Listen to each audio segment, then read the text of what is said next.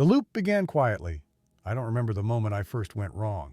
There was no warning sign, no bright flashing light saying from here on you'll keep making the same mistakes. It came quietly, like a familiar breeze, like the scent of an old shirt that still smells like someone you used to love. I used to believe once you mess up, you learn. But I was wrong. I was wrong many times. So many that the wounds turned to calluses, no longer hurting, just numb. And when I thought I was strongest, I repeated the most foolish mistakes. Not because I didn't know, but because I didn't stop long enough to truly look at what I was doing. Not because I didn't have the chance to change, but because I kept waiting for the perfect moment which never came. I was someone who lived for tomorrow. I calculated every step, chased every future dream, but forgot to actually live. And when I finally looked back, I had traded everything precious for a vision that never arrived.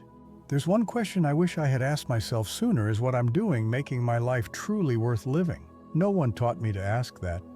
My parents told me to work hard. My teachers told me to be better than others. Society told me to succeed before 30, but no one told me to stop before I became a loop of my own worst habits. I'm not telling you this for pity. I'm telling you because someone out there, maybe you, is where I once was. Moving but unsure, strong but lost, walking but with no idea where you're headed. And if you're hearing this, maybe it's not too late to turn left before you keep going right again. I began to understand some mistakes don't need more chances. They just need to stop repeating. And there's one thing I've never told anyone, but I'll tell you now. My first memory of repeating was when I refused a hug. Just a simple hug, but I thought it was weak for a man chasing success. I didn't know it would be the last hug I'd ever get from that person. Have you ever said no to something that seemed small, but you never forgot? I have. And since that moment, I kept repeating that pattern, rejecting joy in the name of logic and losing what mattered in the name of control.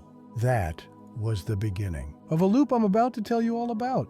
Not so you feel sorry, but so maybe you won't live my life at your age. I took the people who loved me for granted. I don't know when it happened, but at some point, I began to assume they'd always be there. I thought my mother would always sit in the kitchen flipping eggs, nagging about my unironed shirt. I thought my best friend would always pick up my calls, even though I never asked, "Are you okay?" I thought the woman I loved would keep loving me even when I forgot her birthday because I was in a meeting with a client who doesn't even remember my name. I thought real love didn't need maintenance. I was wrong. Love is like a small fire. It doesn't need a storm to go out, just neglect. For a long time, I believed I was the loneliest man in the world. I blamed life for being cold, for not understanding me. But I never once sat down and looked into my mother's eyes to ask, "Are you lonely?" I never placed my hand on my friend's shoulder to say, "Thank you for always being there." I never truly listened, not to respond, but just to listen. I was busy. I replied to clients in 5 seconds, but left my mother's message unread for 3 days. I kept up with every trend, but didn't know the name of the medicine she took at night. I used to say I work for my family, but what I was really doing was trading my family for work.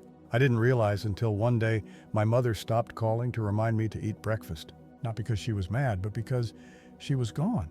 The worst part of loss isn't the goodbye. It's realizing you were never really present. Once I went back home after many years. The house was dusty. My father's picture was still on the altar, but the cloth covering it had wrinkled like time I never bothered to smooth out. I stood there, not with regret, but with shame. I wasn't there when he needed me most. No final words, no last touch, just a missed call I didn't answer. Because I was in a meeting. I used to think there'd be time to make up for it. I'll spend more time soon. I'll take her on that trip next month. I'll hug my daughter more when I'm less busy. But no one told me someday is the most fragile word in the world. And one day, you'll sit in a quiet room full of things you bought and feel cold. Colder than any winter you've known. Because the people who once warmed you, you left them waiting while you chased a light that never replaced their warmth. If you're hearing this, I'm not asking for much. Just put your phone down, go to the person nearest to your heart, and say, "I'm here," or "Thank you for staying by my side." Not perfectly, just sincerely. Because one day you might sit in my chair, older, slower, and whisper, "I wish I had done that sooner." I used to think apologizing was a weakness. That admitting I was wrong meant losing my worth, my pride, the carefully constructed image of strength I held onto. So I stayed silent. I stayed silent after hurting others. I stayed silent even when I knew I was wrong, arguing just to win a battle that cost me the war. I stayed silent, hoping that time would do the healing for me. But time doesn't heal what you refuse to acknowledge. It only stretches the distance. It only makes the unsaid become the unsayable. And one day when I finally turned around, they were gone. No arms to embrace, no words left to say, just a hollow space and a voice in my head whispering, if only you had just said I was wrong. I learned the bravest ones are not those who never make mistakes, but those who can look someone in the eye and say, I hurt you, and I'm sorry. I lost friends over meaningless arguments. I made my mother cry with words I never took back. I made the person I loved feel alone in the very relationship that was supposed to be their safest place. But the thing that haunts me most isn't the mistakes I made. It's the chances to make it right that I let slip away. And I know you've been there too. That voice inside telling you not to text first, that pride that keeps you quiet when one apology could bring peace. You think I wasn't completely wrong, but in love, being right doesn't matter. Only feelings stay behind. And when someone is hurt by you, then no matter how right you think you are, you still owe them your sorrow. I'm not saying this to reopen wounds. I'm saying it because maybe you still have time to say it, to fix it, to be brave. Don't wait like I did. Don't make silence your legacy. Because one day you'll wish more than anything that you could say the simplest thing in the world, I was wrong, and I'm sorry. I kept making bad choices. Just because they felt familiar, I used to think I made choices because I wanted to. But over time I realized many of the things I chose weren't because they were good for me, they were just familiar. I went back to people who hurt me not because they changed, but because I didn't want to start over with someone new. I stayed in a job that drained me not because it fulfilled me, but because I already knew how to survive it. I remained in a city that no longer held my heart just because I was afraid of feeling lost somewhere else. We don't choose the best option. We choose the one that feels least unfamiliar. The human mind is wired for safety, and familiarity, no matter how toxic, often feels safer than the unknown. So I lived like that in soft, quiet loops, each morning telling myself just a little longer, but time does nothing if you don't change within it. I kept making bad choices, not because I didn't know better, but because I was afraid. Afraid to fail, afraid to start over, afraid to be rejected, afraid to face the possibility that all I was good at was enduring. Does that sound like you? Are you with someone who no longer makes your heart move, but you stay because it's easier than being alone? Are you working a job that kills your spirit slowly, but you keep going because at least it pays the bills? Are you stuck in a place, a lifestyle, a mindset, not because it's right, but because you've been there too long to imagine anything else? We were never taught how to leave. We were taught how to endure, how to adjust, how to hold on. But no one told us some things get worse the longer you stay. I looked back and saw that I had lived the same 5 years in different settings. I changed my surroundings, but not myself. Like putting on new clothes while carrying the same tired soul. I kept choosing people who didn't value me. I kept working in roles that exhausted me. I kept whispering to myself, it'll get better, even when every part of me knew it wouldn't. One quote finally cracked the loop. The cost of staying can be far greater than the cost of leaving. I don't regret being wrong. I regret knowing it was wrong and doing it anyway. I let comfort dictate my life. I let fear dress itself up as logic, and I lied to myself for years. You can't change the past, but you can pause. You can break the loop. You can stop choosing the familiar just because it's familiar. If you're standing on the edge of something that no longer helps you grow, let me say what no one else has. Yes, leave. Choose differently. Don't wait until you're my age. Don't wake up one day and look around realizing everything around you was something you allowed to keep happening. No one's holding you in the loop. Only you and your fear. Choosing again is scary, but repeating again is far more expensive. I believed things would change someday, but someday never came. I used to live by a sweet, comforting belief that if I just tried a little harder, if I just waited a little longer, things would be different. Someday. I told myself someday I'll take a break. Someday I'll take care of my health. Someday I'll visit home again. Someday I'll make more time for the ones I love. I poured all my joy into a future moment that hadn't arrived. And the more I did that, the further I drifted from the present. I lived as if I had a second life on standby, as if youth would circle back, as if my parents would always be there, as if opportunities would wait until I felt ready. But no, nothing waits for us. The world doesn't pause because you're busy.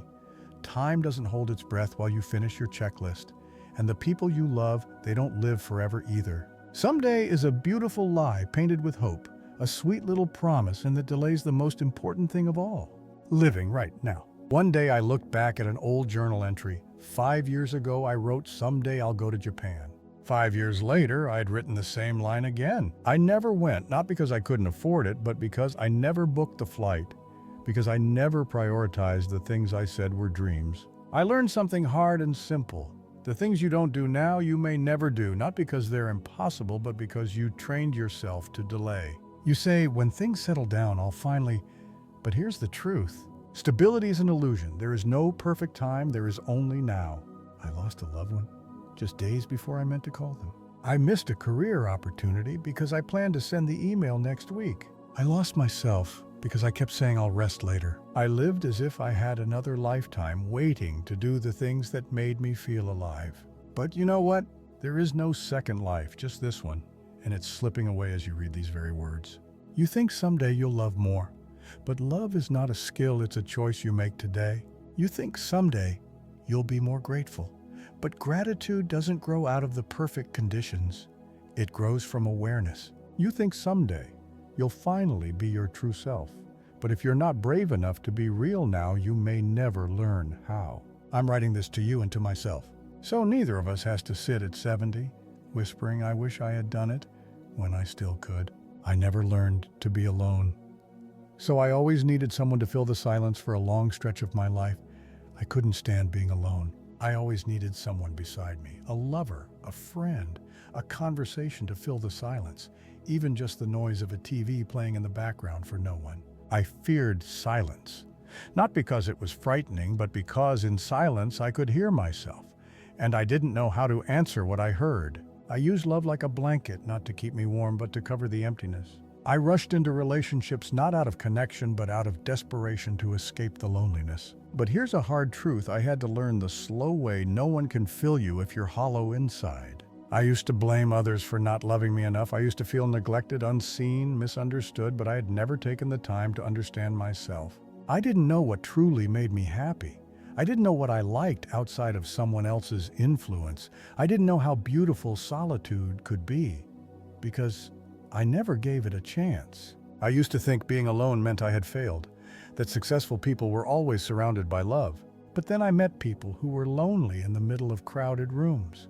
I saw couples sitting together with miles between their eyes.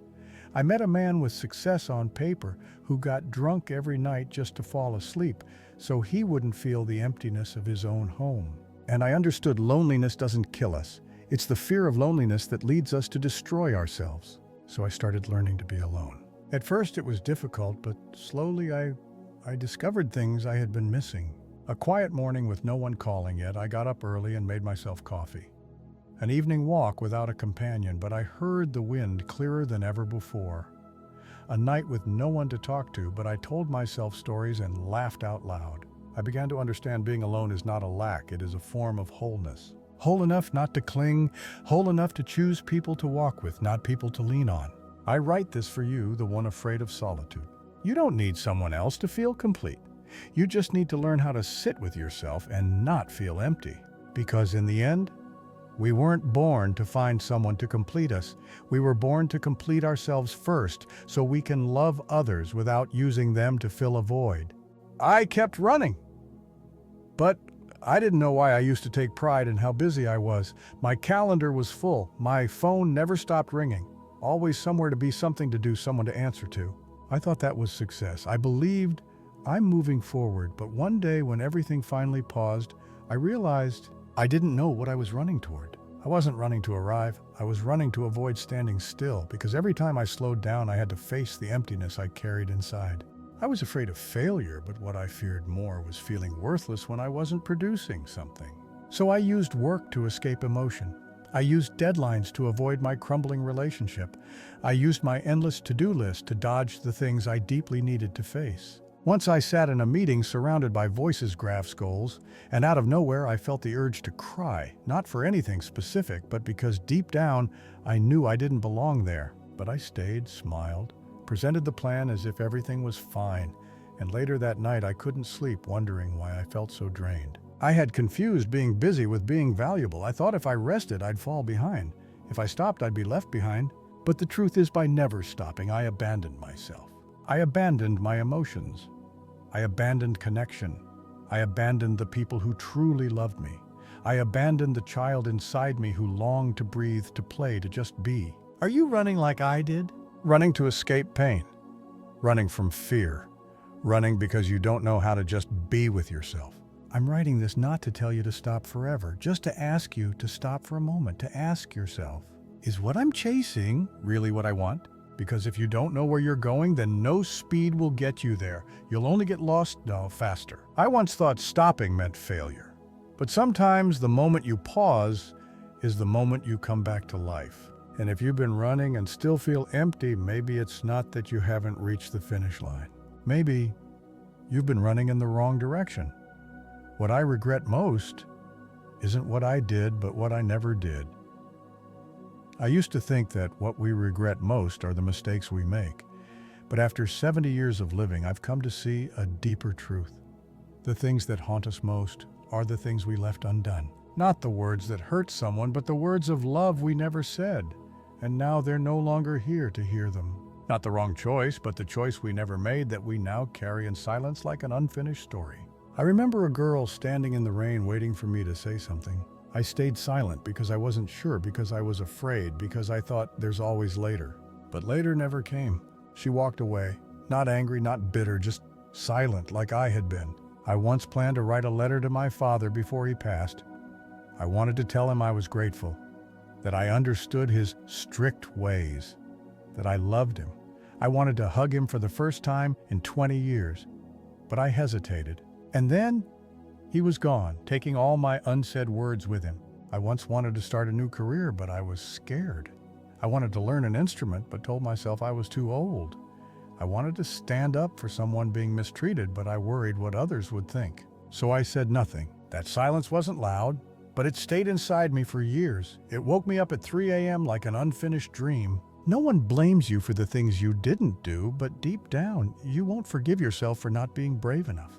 I don't regret my failures. They taught me something. What I regret are the chances I never took. They didn't leave lessons, they left empty spaces. Are you leaving something unsaid? An apology, a thank you, a kind gesture, a bold step toward what your heart longs for. If you are, do it now while you still can, because you never know when the door will close. And the scariest thing isn't rejection, it's never knowing what could have happened if you had tried. I'm not writing this to reopen your wounds. I'm writing this to stop you from creating new ones born from silence stretched too long. So act, speak, dare. Even just once. So that when you're my age, you won't have to sit with a sigh and say, I could have, if only I had done. But then I forgave myself and started over late, but not too late. I used to think forgiveness was something you gave to others. When someone hurt you, you let it go. When someone disappointed you, you moved on. But over time, I learned a quieter truth. The most important forgiveness is the one you give yourself. I carried too much for too long, the weight of things I didn't become, the people I hurt, the moments when I knew better but still chose wrong. When I looked back, I didn't just see my past.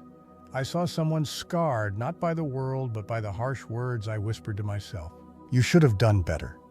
You shouldn't have failed. You don't deserve another chance. I lived in the shadow of my own expectations that crushed me more than any outside pressure ever could. But one day, when I was too tired to keep blaming myself, I sat down, placed my hand over my heart, and whispered, You did the best you could, and that saved me. I began looking at my past, not to erase it, but to understand it. I stopped trying to delete the chapters I hated. I began holding them gently like they were part of my skin. I forgave myself for trusting the wrong people, for not loving myself enough, for pretending to be strong for too long. Forgiveness isn't forgetting. Forgiveness is choosing to live without beating yourself up every day. And slowly, I began again. Not with some big resolution, but in small, soft ways. Waking up early and smiling at my reflection, saying no to things that drained me, calling someone not for help, but just to say, I thought of you today. I didn't start over at 30. I didn't start over at 40. I started over when my hair had turned gray, my hands shook, and my voice had grown quiet. But I still began, and I learned. There's no such thing as too late as long as you're still breathing. If you're holding something against yourself, I hope you let it go. Not because you weren't wrong, but because you deserve peace now. Whisper to yourself, as I once did. It's okay, I'll try again. It's late, but it's not too late. Don't wait like I did. If you've made it this far, if you're still listening, there's one thing I want to say to you slowly, clearly. Don't wait like I did. Don't wait until you lose someone to realize how much you love them. Don't wait for your body to scream before you start treating it kindly. Don't wait for life to collapse before you learn gratitude. I waited for too many things, and what I got in return was silence. Silence from people who were gone. Silence from chances that never returned. Silence inside myself after ignoring my truth for too long. You don't need more time, you need more courage. Courage to say what you want to say. Courage to do what you've always feared. Courage to live as if tomorrow isn't promised. Because it's not.